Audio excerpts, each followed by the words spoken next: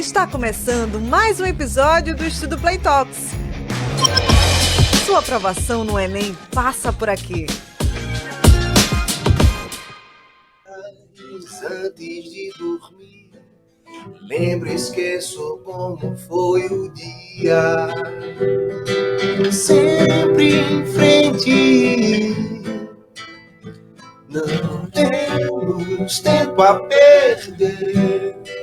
Nosso suor sagrado. Oi, gente! Está começando mais um episódio do nosso Estudo Play Talks. Mais um e o último. Ai, ei, aguenta coração, tá chegando o Enem, mas a gente vai junto. Lembro para vocês que esse é um momento importante que a gente traz assuntos que podem cair na sua prova, mas principalmente você pode usar no seu repertório sociocultural. Sejam bem-vindos! Hoje a gente vai falar sobre música e identidade cultural. Vocês já perceberam, né, que a gente começou no super clima de música aqui. Aliás, a gente já está há bastante tempo ouvindo o Breno tocar aqui. Olha, deixa eu falar uma coisa para vocês. A música sempre esteve ligada à construção da identidade de diferentes povos. No Brasil, ela é um reflexo direto da nossa diversidade cultural. Traz influências indígenas, africanas e europeias que se misturam ao longo da história. É por isso que gêneros como o samba, o forró, a bossa nova, o sertanejo e o funk não são apenas estilos musicais. Eles representam modos de viver, tradições regionais e formas de expressão social. Hoje a gente conta com a presença do professor Rodrigo Paes, que é nosso professor de arte e literatura, e sempre, né, Raoni e Breno, nessa bancada, nosso professor de geografia e de física aqui. Oi, gente, tudo bem? Tudo bem, Manu? Tudo ótimo. Que clima gostoso, né, hoje, de muita música aqui. Muito bom começar assim. Mas eu quero começar perguntando qual é a relação de vocês com a música. Eu vou deixar o Breno por último, porque a gente já sabe que a relação de Breno com a música aqui não é desse podcast que a gente escuta, não, gente. É sempre. Vou começar contigo, Rodrigo. Qual é a tua relação com a música? Bom, eu acho que música é parte do imaginário coletivo do povo brasileiro, né? Porque a gente é muito musical, o nosso corpo é musical. Eu acredito que ao longo da história da minha vida, eu acho que eu sempre tive uma conexão muito forte com o ritmo, e com a dança especialmente, porque eu trabalhei diretamente com dança. Então eu acho que pela dança eu sempre vi tudo através do ritmo e da musicalidade. E eu transitei por muitos lugares, né, desde o clássico ao popular, e eu acho que isso me deu um know-how assim, de possibilidades enormes de ver a música de diferentes formas. Então eu acho que a música e a dança comigo estão assim, dentro de mim assim, fortemente, né, na minha composição intelectual, na minha formação humana. É isso. Raoni! Música pra mim é talvez a forma de mídia que mais me comove, me move assim. Eu sempre fui muito frio, dificilmente eu me comovia tanto com uma obra de um filme, talvez um livro, mas a música, ela vai exatamente no afetivo. E eu tentei levar também pro trabalho, né? Por muito tempo eu tive um aulão, onde o centro do aulão era a gente trabalhar com música para educar, né? Transformar a música numa forma de conduzir a educação, de conectar você até outra pessoa. Isso é muito legal. Eu sei que a sua ligação com a música é forte, né?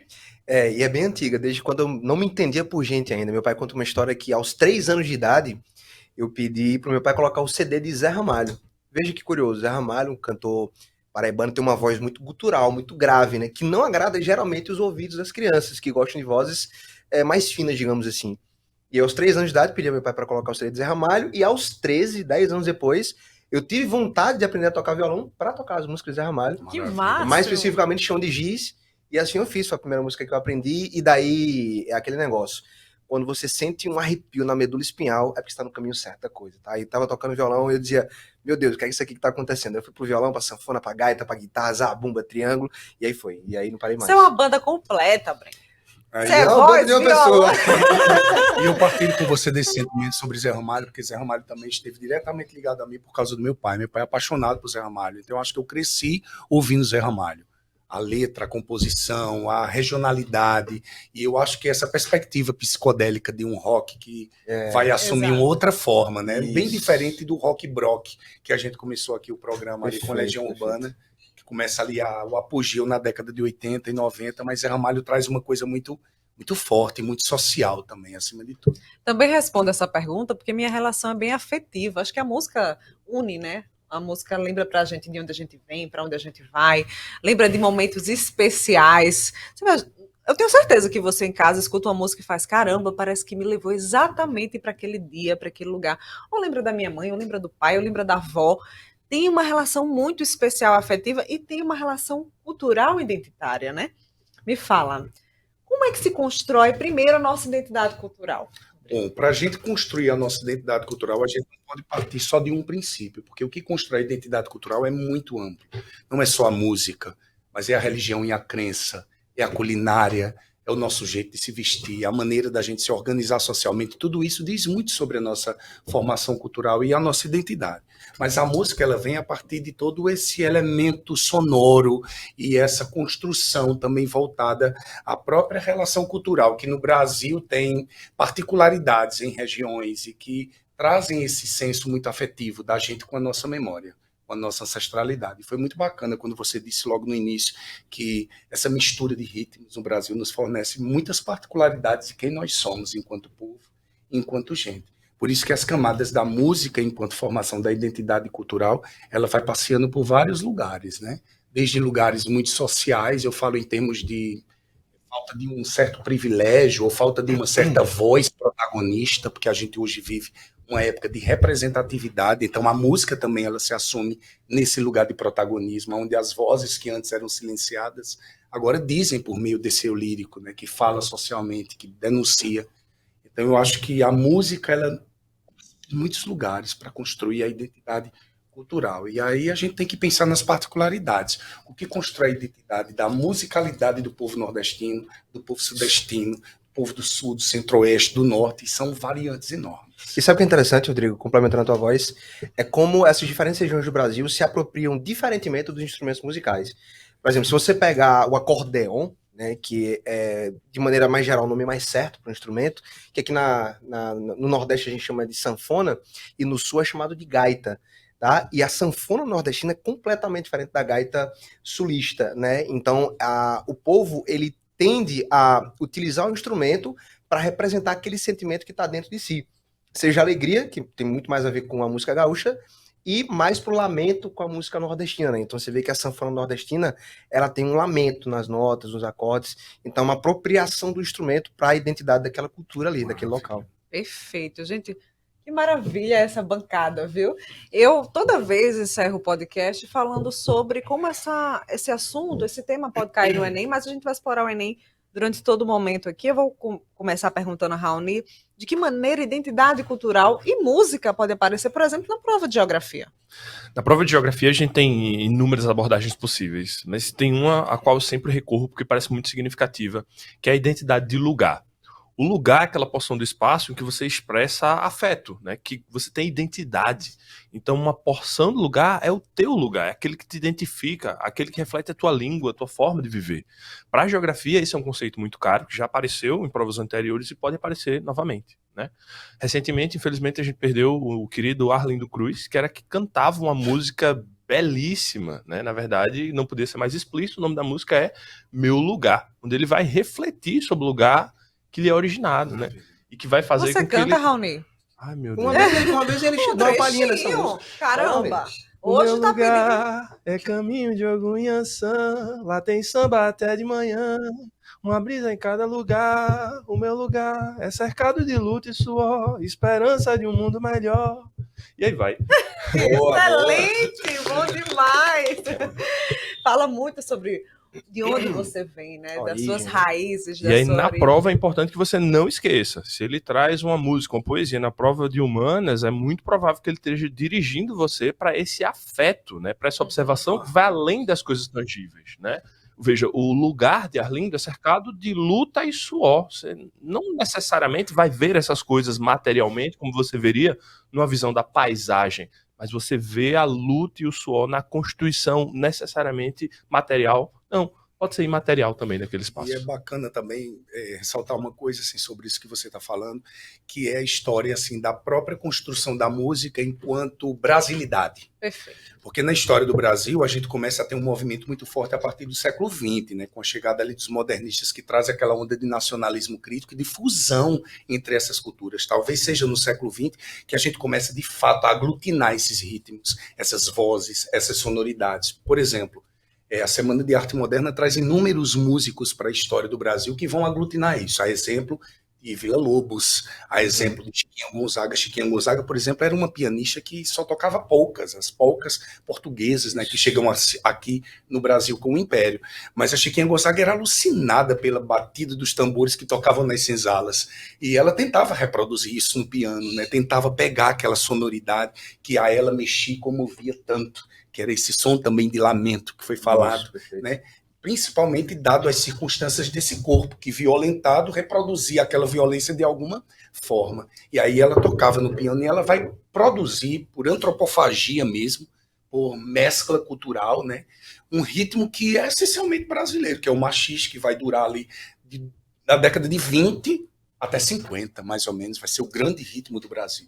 Então, tem essa referência. Excelente. Aí. Te ouvindo, eu fico pensando também no quanto aparece na prova sobre o MPB, né? A música popular brasileira, ela aparece na literatura, ela aparece em geografia, muito possivelmente a música vai aparecer em física também, já já a gente fala um pouquinho sobre isso, mas que cantores, artistas da música popular brasileira a gente pode citar para que os estudantes possam citar, por exemplo, na prova de redação, ou que eles mesmos possam reconhecer nos itens que vão aparecer, literatura, geografia, enfim.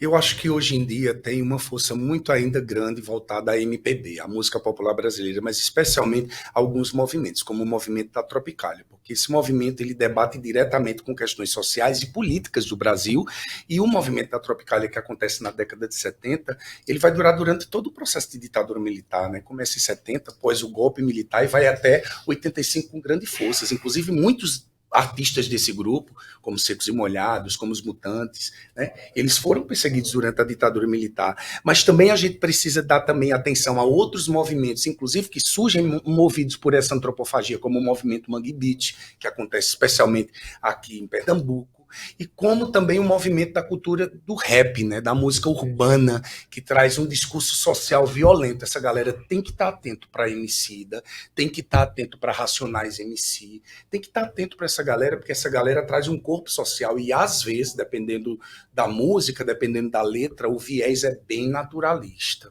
Por exemplo, não dá para a gente desconsiderar no rap de Racionais MC a força da expressão naturalista da maneira como ele escreve, a experiência que ele vivencia com o ato de escrita e de composição musical. Então é o grito da rua, né? O grito do excluído. Então ele traz essa força visceral. Eu acho que tem que ficar atento para esses artistas. Coisa boa. Eu sempre trago dados, Rodrigo, para que os estudantes também possam tomar nota aí. A gente já falou aqui, movimento antropofágico, também parece muito na literatura, movimento Mangue Beat, que é muito interessante você depois pesquisar, toma nota mesmo. Eu vou falar agora do Rei do Baião, né? Luiz Gonzaga, a identidade sertaneja, que é importante também. Gonzagão foi crucial para levar o baião e o forró, com a instrumentação básica de sanfona, zabumba e triângulo, de um ritmo regional a um fenômeno nacional. Se você não conhece Luiz Gonzaga, tá perdendo de conhecer. Bota aí um pouquinho para ouvir depois e conhecer a história desse grande multiartista cultural. Vamos falar de zabumba. Quando eu falo de zabumba, desse ritmo de forró, só penso em você, Breno. Olha que curioso, você falou do Luiz Gonzaga, e é um dos maiores expoentes da música nordestina, e apesar de toda a inteligência que ele tinha para composição, mas ele teve uma inteligência globalizada no seguinte ponto. Se você pensar melodicamente, um trio de forró ele é perfeito. Porque uma banda ela precisa ter frequências altas, frequências médias e as frequências graves. A sanfona, ela tem as frequências médias no teclado e tem o baixo que é grave. Aí ele falou, tô precisando de um agudo. Aí ele pensou em fazer o quê? Ele disse, eu vou colocar um triângulo. E o triângulo tem que se opor ao grave. Então você tem aqui o baixo da sanfona, o triângulo fica do outro lado. E aí, adicionando a isso, ao baixo da sanfona que é grave, ele colocou a zabumba. Então se você olhar o trio de forró, ele é harmonicamente perfeito, estruturado. Ele tem todas as frequências e ele é completo por isso.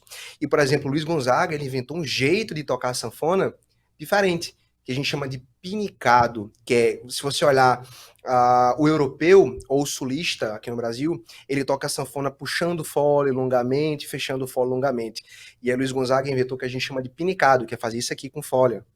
Então sabe quando a gente chama de forró pinicado? Foi isso que ele inventou. Que massa. Tá? E ele faz esse movimento Não sabia, com fole, tá vendo? e a gente começa a ter aquela dança um pouquinho mais rápida, aquele forró um pouquinho mais agitado, que a gente caracterizou como forró pé de serra. É Então, a inteligência do cara de conseguir juntar os instrumentos de maneira melódica, harmônica, para que quando você escuta um trio de forró organizado, você fala, não precisa mais de nada, que ele está completo. Tem um artista que imortalizou esse trio de forró, que é o Mestre Vitalino. Ele imortaliza Zabumba, o triângulo e a sanfona como os grandes. E agora faz todo sentido o que você disse, a escolha dele. A escolha dele foi perfeita. Exatamente. Lembro para vocês que Luiz Gonzaga usou a música para narrar a vida do sertanejo, o drama da seca, do migrante, dando voz, visibilidade à identidade marginalizada. Também é bom colocar na sua redação, caso venha esse seu tema. E aproveitando o ensejo desse dado aí, tem um outro dado também, o forró é considerado Patrimônio Cultural do Brasil pelo IPAM em 2021. Acho que tardiamente. Olha, ele deveria ter sido considerado há muito mais tempo. E aí eu tenho um comentário importante, Madu. Tem uma música que, para mim, a que mais representa o sertanejo, e esse lamento que a gente fala da dor é o lamento sertanejo. Poxa, olha, e Dominguinhos, e eu acabei de me arrepiar também aqui. Poxa, de Dominguinhos e Gilberto Gil, a gente sabe, né, Raoni, dessa migração que o povo nordestino acabou fazendo para o sul lá para a década de 50, 60, 70. E a dor de você estar longe da sua cultura, e aí vem Dominguinhos e Gilberto Gil e escreve: por ser de lá, na certa por isso mesmo. Não gosto de cama mole, não sei comer sem torresmo. Eu quase não falo. Eu quase não sei de nada. Sou como reis desgarrada nessa multidão boiada caminhando a esmo. Ou seja, ele se sente como um boi, né, uma boiada caminhando a esmo, sem direção, sem sentido, naquele mundo completamente fora dos costumes que ele tem ali. E essa parte de não ser dormir em cama mole, isso é curioso. Por quê? Porque a cama do nordestino muitas vezes foi a palha e restos de árvore, eles embalavam aquilo ali e dormiam em cima disso.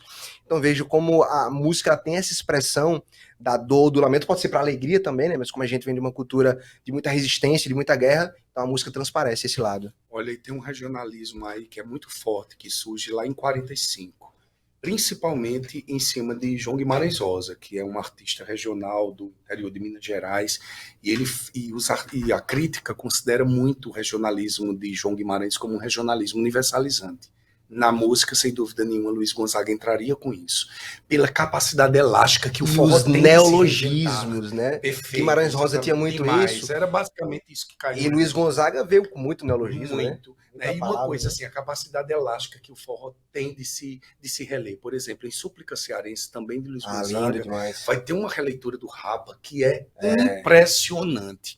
É uma coisa extremamente sensorial. E eu vi de perto a perdoe esse pobre coitado. Mas assim, você transitar de joelhos um bocado, do forró para o reggae, né? Existe essa semelhança? Assim, do forró pro reggae? Assim, existe. Os BPMs que a gente chama são as mesmas. Então, se a gente pegar aqui, dá pra gente demonstrar um pouquinho. Gosto, viu? Reggae, tava esperando esse momento. Se eu tocar aqui, você vai pensar que eu tô tocando reggae, né? Perfeito. Mas eu posso entrar no shot aqui. A todo mundo eu dou psil. Veja que é muito parecido. Perguntando pro meu bem. Então, assim, a gente não consegue dizer quem foi que fez uma apropriação de quê. Perfeito. Mas não existe essa regra se o forró pegou o reggae ou se o reggae pegou o forró. Mas a gente acredita que foi uma fusão natural que acabou acontecendo de coisas humanas, né? A gente tenta juntar as coisas para criar nossa própria identidade. Na tua fala, Breno, eu pensei muito num conceito de geografia que a gente chama de desenraizamento, né? Quando você tira uma pessoa de um lugar onde ela estabeleceu raízes, essa dor, esse lamento, ela vem e ela pode ser vista em várias músicas. Na minha cabeça me veio imediatamente Sampa, né?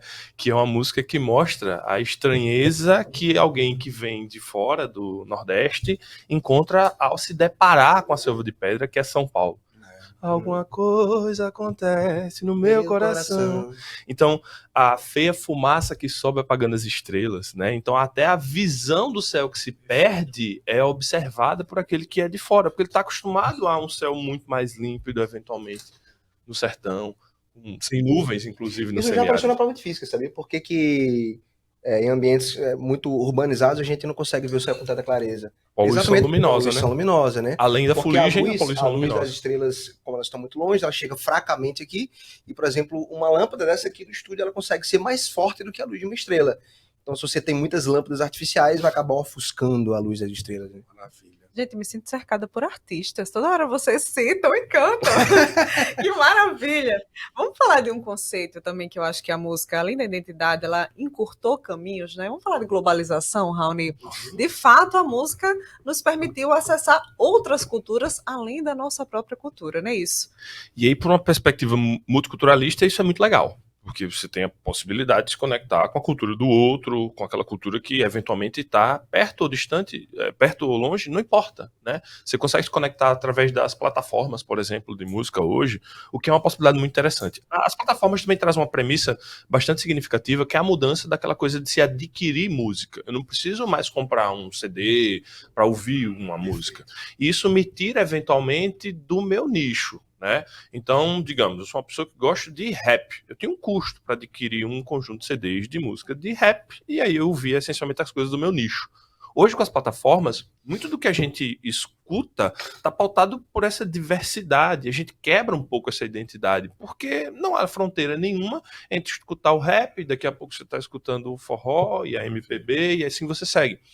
De novo, por um lado isso é muito legal, pela premissa do multiculturalismo, mas por outro, levanta preocupações interessantes, como por exemplo, até que ponto o nosso gosto musical não está sendo moldado por aquilo que projetam pra gente, através de Que aí tem publicidade. um conceito de soft power que eu aprendi com você. Muito bom. Verdade. Esse conceito é muito importante, é um dos motivos pelos quais você citou mais cedo o K-pop. O K-pop é um fenômeno, e não quero de forma alguma desvalorizar ele como um fenômeno cultural típico da Coreia, mas é um fenômeno que foi fortemente impulsionado propositadamente para lançar o poder da Coreia.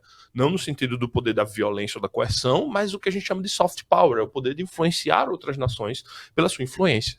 E no Brasil, a gente tem uma oportunidade maravilhosa, né? Porque a gente tem esse soft power que está pautado principalmente pela nossa diversidade, pela nossa capacidade de criar músicas que são extremamente imaginativas e que mesclam diversos conceitos diferentes. Bom, nem preciso dizer, né? Onde foi que o samba, por exemplo, levou a música brasileira? Onde foi que a bossa nova levou a música brasileira? Há destinos que pareciam inimagináveis fora de um contexto musical. E talvez a gente reconheça de fato que a música brasileira seja uma das nossas maiores riquezas culturais. Com certeza. Por causa da prospecção universal que a música cria, né? E cada vez mais se reinventando. E eu acho que nesses tempos de agora, a gente tem aberto mais espaço pelas mídias, né? Pelos streams, por plataformas musicais, assim, tem aberto mais espaço para a visibilidade de outras representações, né? Para ter Outras acesso visões, também, porque exatamente. eu fico imaginando, há um tempo atrás, a internet também propiciou isso, né? A gente não conseguia ter acesso a grandes obras ou obras que a gente gostaria mesmo de encontrar, e a gente não tinha esse acesso tão rapidamente, e hoje em dia a gente pesquisa e tem acesso, Perfeito. né? Por exemplo, eu tive acesso agora recentemente pela internet a uma menina de 12 anos de idade chamada MC Vitória. Essa menina tá bombando demais e ela traz uma força de representatividade muito grande. É uma menina da periferia, de um lugar socialmente vulnerável, né? E ela traz esse grito desse lugar a partir da ótica de uma criança que identifica essas vulnerabilidades sociais na comunidade onde ela faz parte. E ela grita isso com muita poeticidade. Ela fala, ela desconstrói a ideia da música popular, ela traz uma referência muito forte desse lugar de fala de uma criança que é violentada constantemente nesse ambiente. Não é pelo ambiente onde ela está inserida, mas, acima de tudo, por todo o conjunto que faz essa menina existir dessa forma. E aí vem o grito, né? A necessidade de protagonizar sua própria história, que eu acho que a música traz isso muito bem. Ao longo da história, por exemplo, a gente viu que muitos cantores representaram vozes femininas. Isso é desde um passado medieval, né? Principalmente porque a arte, ela é machista. E ao longo da história, boa parte das coisas que nós vamos estudar estão pautadas diretamente na fala masculina. Então eu acho que hoje a porta-voz, né, os porta-vozes desses discursos trazem referências muito particulares às suas próprias existências. As mulheres, por exemplo, elas saem desses lugares de ser apenas intérpretes e agora passam a assumir esse também lugar de composição, que eu acho que é uma coisa muito importante para ver essa democratização da própria música, né, como a música assim. Eu até acrescento, Rodrigo, que denuncia desigualdades no geral, né? Você falou de uma criança possivelmente preta, periférica, denunciando o que é que ela passa. Então, acho que a música também tem esse serviço de denunciar as desigualdades. Me corrija se eu estiver errada, Raoni. Claro. Principalmente racismo, machismo. Eu vejo muito isso no rap, no trap, né? A gente vê bastante. Reggae. Muito. No reggae, com E veja certeza. que tem um fato curioso. Uma pessoa teve a ideia de pegar uma palheta vibrando. Se a gente pegar uma régua de escola e a gente segurar aqui e bater, ela vibra, né? E o que é o som? O som nada mais é do que o ar vibrando. E aí o cara teve a ideia de pegar várias palhetinhas de tamanhos diferentes e colocar dentro de um negócio, de uma caixinha e fazer isso aqui. Então, isso aqui é uma gaita, né? Ela foi um instrumento criado na Alemanha no século XIX, que chegou rapidamente aos Estados Unidos, logo após a Guerra de Secessão. E aí a gente tinha os negros que tinham sido escravizados e teve aquela região ali no sul dos Estados Unidos, onde esse instrumento aqui foi apropriado de uma maneira muito interessante. Exatamente, eu falo muito dessa questão do lamento, né?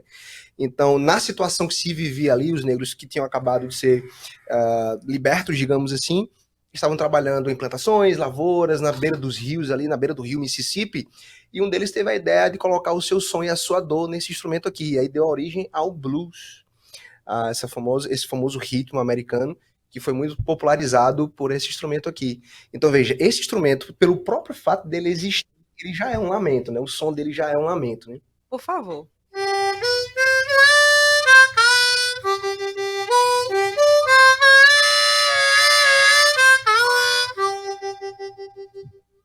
É muito É interessante. incrível, né? esse vibrato que Alta, faz. E sabe o que é interessante? Esse A vibrato é gaita. feito naturalmente ou você Boa tem que usar pergunta, técnica excelente mesmo? pergunta. É por isso que o instrumento ele envolve o seu corpo inteiro. Eu faço isso com diafragma. Perfeito. Então, se você assoprar,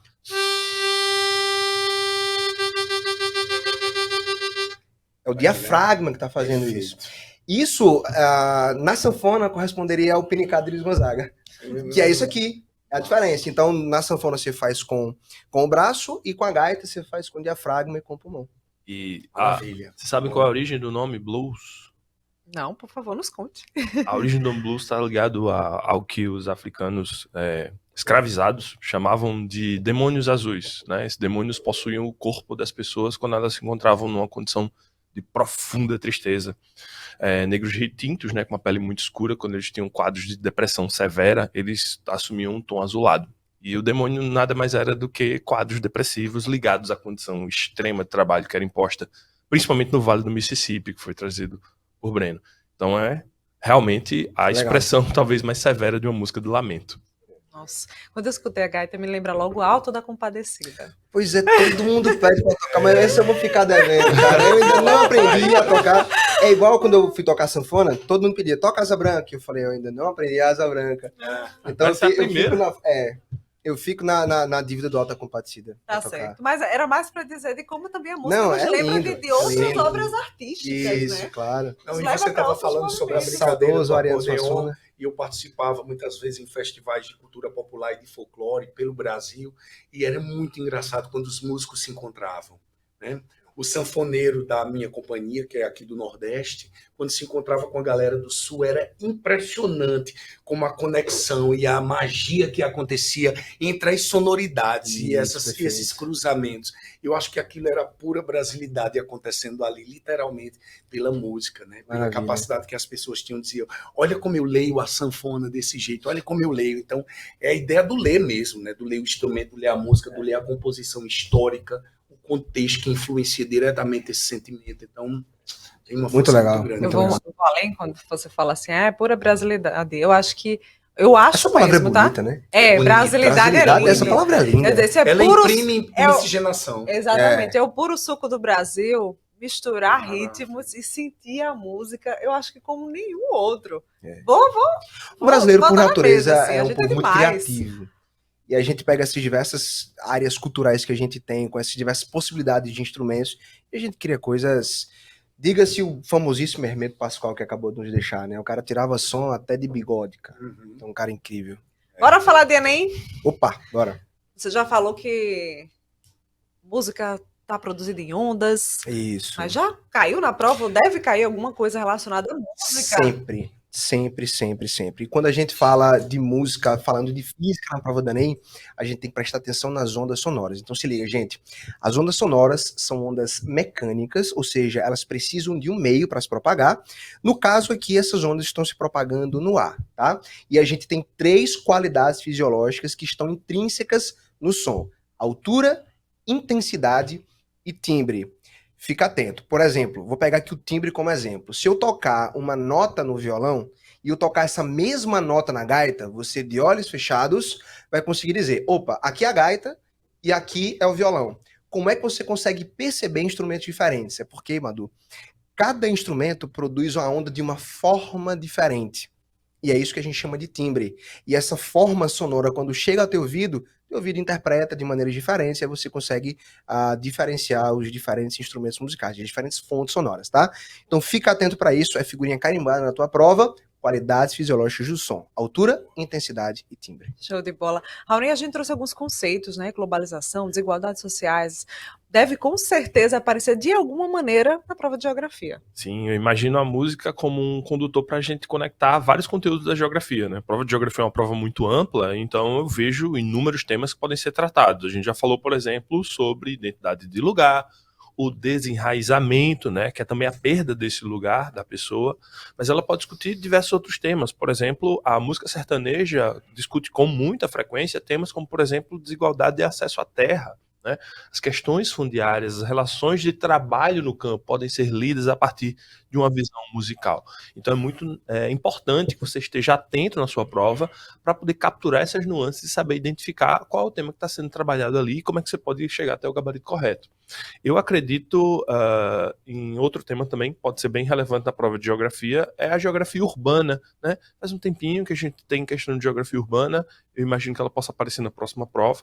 Então, também, a partir de uma perspectiva musical, você pode discutir essa urbanidade, o êxodo rural, enfim, tem N alternativas que podem efetivamente afetar você nessa prova. Show de bola, Rodrigo. Além da arte e da literatura, eu ainda vou pedir para você também trazer alguma referência para a redação. Dá para usar música com certeza, né? Dá para usar demais. Um repertório sociocultural.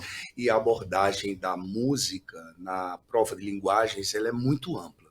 Geralmente costuma cair entre 1 e 2 questões que fazem esse cruzamento. Às vezes as questões são intertextuais, por exemplo, interdisciplinares, por exemplo. Eles pegam uma música e cruzam com um fragmento de um poema ou com um fragmento de uma narrativa, ou então com uma fotografia. Isso é muito comum acontecer. Para você perceber coisas incomuns entre esses dois movimentos. Exatamente, né? Exatamente. Mas, acima de tudo, também, a música ela vai falar sobre movimentos estéticos.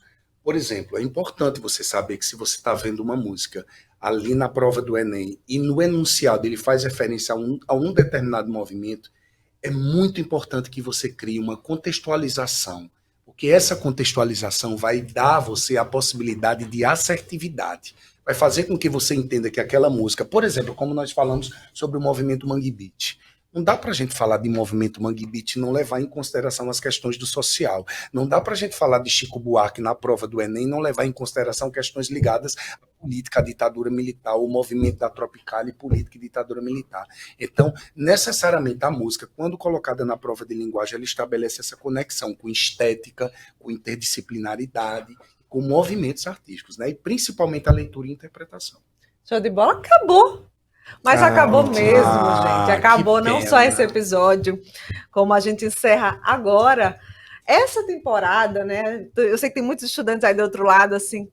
Nossa, já foram muitos episódios que a gente trouxe diversos temas que você pode utilizar na sua prova, mas principalmente, como eu digo para a Breno, né? Não é física para a prova, é para a vida. Então, tudo isso aqui também é para a vida. Bota no bolso, carrega na tua bagagem, leva consigo. A gente fica muito feliz, tem toda uma produção envolvida aqui atrás, né? Toda a nossa equipe fica muito contente da gente poder fazer, porque isso aqui é um instrumento, né? Levar um instrumento para você também de aprendizagem, nessa maneira. Gente, muito obrigada pela participação, principalmente Rodrigo, muito obrigada. Nossa, hoje. É um prazer enorme participar desse encontro com vocês. E ainda por cima, nesse momento final, para mim foi uma lisonja, tá? Muito obrigado, amigos, me senti muito à vontade. Boa, Rodrigo. A gente que agradece. Eu vou dizer mais, viu? Você pode agora relaxar ouvindo uma música. Eu sei que essa temporada até o Enem é de muita revisão e muita ansiedade, mas a música pode transportar a gente para lugares muito melhores, né, Breno? Com certeza, não tenho dúvida.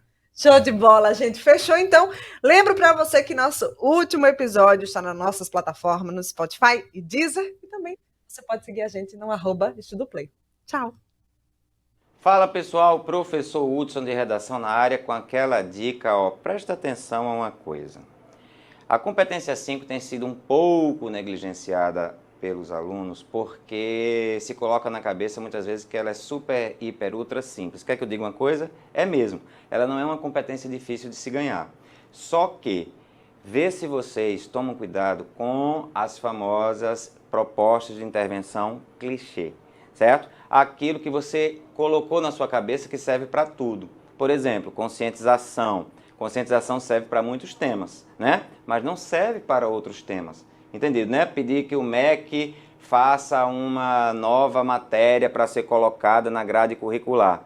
Isso serve para um monte de tema, mas não serve para vários temas. Então, uma coisa que tem que ser dita antes que você cometa essa coisa, que eu vejo muito acontecer em redação, é que a intervenção, assim como todos os outros parágrafos, tem que ser pertinente, ou seja, estar dentro do tema e ser produtivo, certo? Então, se eu pedir para você, por exemplo, uma questão ligada a, sei lá, violência urbana, vamos supor nesse sentido. Não adianta você pedir que o MEC faça alguma coisa para a violência urbana. Você fica com essa coisa na cabeça de que a proposta de intervenção serve para tudo, mas não é dessa forma que se pensa. Então, assim, dica sagrada para você não deixar a sua proposta de intervenção altamente vulnerável.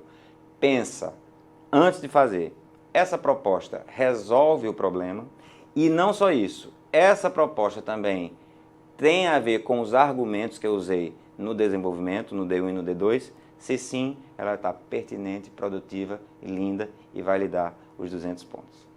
Fala pessoal, aqui é a Marcela Querino, professora de Biologia. É claro que eu vim dar uma dica valiosa para você. Evolução é um tópico que você vai encontrar na sua prova. E dentro de evolução, eu aposto muito numa questão de especiação, que nada mais é do que um processo que vai nos levar à formação de novas espécies.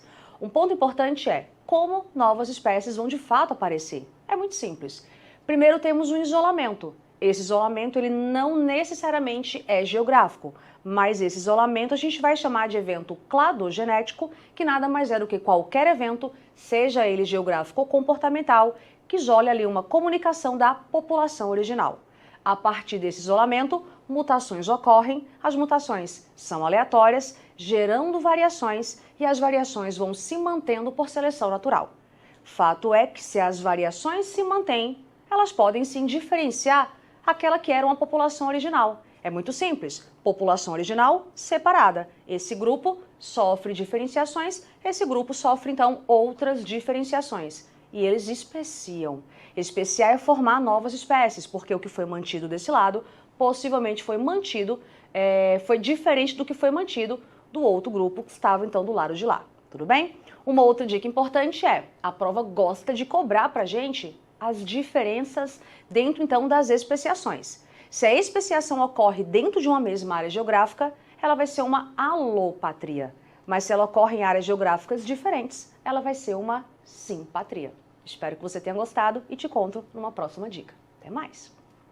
Fala, meus amores, professor Fernando Costa, aqui do Estudo Play, para dar uma dica para vocês para fechar o teu ano, tá? Em véspera de prova, uma das coisas que vocês mais têm dificuldades é como fazer a prova do Enem. Vocês não sabem como começar, por onde começar, por qual matéria começar, quantas questões fazer, e a gente vai explicar isso para vocês agora nesse vídeo. Presta atenção com muita calma. Primeira coisa é, dia 1 de prova. No primeiro dia, por favor, abre logo a tua redação. Vê o tema da redação, já começa a desenhar um rascunho, faz uma tempestade de ideias, vê qual é a introdução, o D1, D2, um argumento para a tua conclusão, qual vai ser a interferência, causa, consequência. Já começa a fazer um desenho dessa redação. Passa para a prova de humanas. O TRI de humanas é muito bom. Começa a fazer questões de geografia, história, sociologia, filosofia nessa mesma ordem, tá? Geralmente é o nível de facilidade das questões. Faz ali umas 10, 15 questões, passa para linguagens. Começa com as questões de charge. Tem muita charge, muita imagem. Isso já facilita a tua vida, que tu já elimina muitas questões. Faz mais umas 15, volta para humanas, para a linguagem de novo, faz a redação, passa limpo bonitinho, faz as últimas 15 questões. Primeiro dia finalizado com sucesso. É correr para casa e uma dica importante, jamais conferir o gabarito. Chegou em casa, vai dormir, vai beber um copo d'água, descansar, ver um filme, alguma coisa, nem pensa na prova. Semana seguinte, prova dia 2, começa com matemática. Faz ali umas 15 questões de matemática, matemática básica, regra de 3, depois passa para biologia. O ditado é clássico. Biologia vai salvar o seu dia. Faz umas questões de biologia, passa para química e, por último, a temida matéria de física. Faz ali umas 10, 15 questões para finalizar e aí o segundo dia completo também, cada vez em blocos de 15 questões. Assim você fez uma quantidade boa de questões, as últimas 15 você já vai estar cansado, mas pelo menos 30 questões para cima você já vai ter garantido para a sua prova. Isso vai favorecer o seu TRI, porque grande parte dos alunos não consegue atingir essa nota. E aí você pega cada dica da gente aqui no Estudo Play e a gente vai se encontrar depois para comemorar a sua aprovação. Ó, beijo para vocês.